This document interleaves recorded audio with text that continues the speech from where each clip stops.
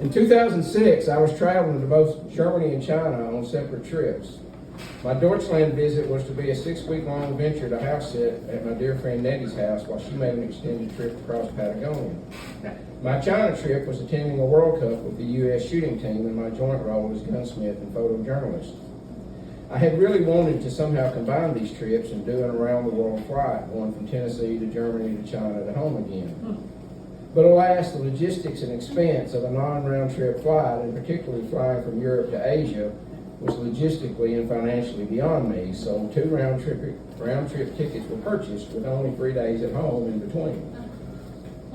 Travel to China, of course, required a visa, and that paperwork was handled for all team members out of USA Shooting's Olympic Training Center headquarters.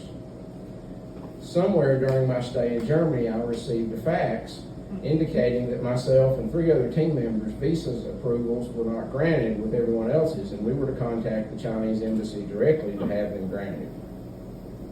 I'm in Germany, of course, using my passport, and so I called the Chinese embassy in Munich to explain my situation.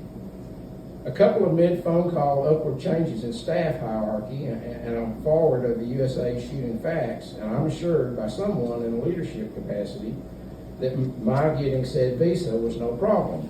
I just needed to present myself with my passport at 9 o'clock on Tuesday morning. I did have the presence of mind to ask my benefactor's name and title, but he assured me that I did not need it, and that my fax information would be waiting at the window when I arrived Tuesday morning. Okay, no need to insist. So about 8:15, I arrived on Embassy Row in Munich and found the compound of the Chinese consulate.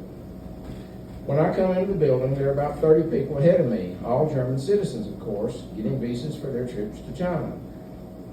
Promptly at 9 o'clock, the process starts with one man there to serve us all. About 10:45, I make it to the window, which is a small elevated cubicle, so you have to look up at him. I had been eavesdropping as best possible in my poor German on some of my prior line fellows, and I knew how the request generally went. Standard questions about business or pleasure and work details if the former, but it's apparent that Mr. Chinese window man has an attitude. So I get to the little window and start out with, "Sprechen Sie English, bitte?" Forcefully, he fired back, "Nein, Deutsch ist besser." Somewhat surprised by his anger, I replied, "Entschuldigen, English is besser. Meine Deutsch ist schlecht. Ich bin ein Amerikaner." Loudly, he says in English, "What do you want?" So, he does know English. So I explain as gently as possible about needing a visa to go to China. "You must go to Chinese embassy in America." I try to explain about the World Cup and only being home 3 days. "You must go to the Chinese embassy in America." I try to explain. I called last week and I was told my paperwork would be here at the window. "No, you lie." I try to explain further and show a copy of my fax, that it was for the Olympics and I needed his help. "No, you lie." Again, I tried to explain that I talked with someone. "Who did you talk to?" I explained that whoever I spoke to told me I didn't need his name, that my paperwork would be here at the window. "No, USA man, you lie." Obviously, we have a problem, despite my politeness and patience. Plus, the 30-odd German citizens who have accumulated behind my place in the queue are interestedly looking on. I decided to cut my losses and try again. I go to the back of the line and begin waiting again. A few more Germans seeking visas come straggling in, and I let them get ahead of me.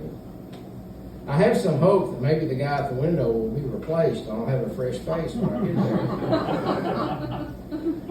But eventually, around 12:30, I arrive back at the window with no such luck. But at least there's no curious German audience. "What do you want?"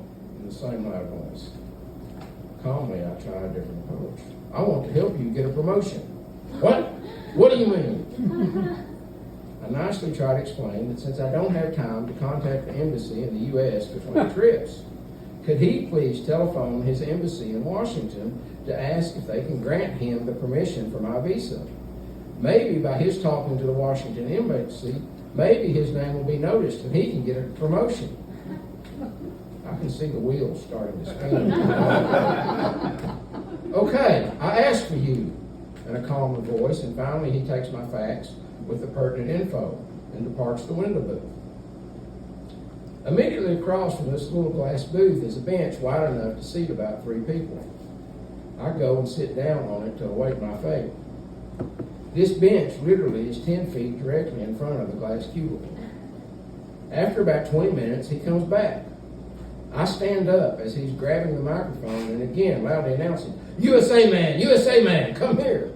I'm thinking to myself, uh-oh, this isn't good as I approach the window. But as I get there, he tells me excitedly, my boss, on his desk, he has your papers. I make you visa. And I'm thinking, yeah, you dumb son of a bitch, that's what I tried to tell you 2 hours ago. But all's well that ends well, and sometimes you just have to be polite but persistent and keep trying different approaches to get what you want.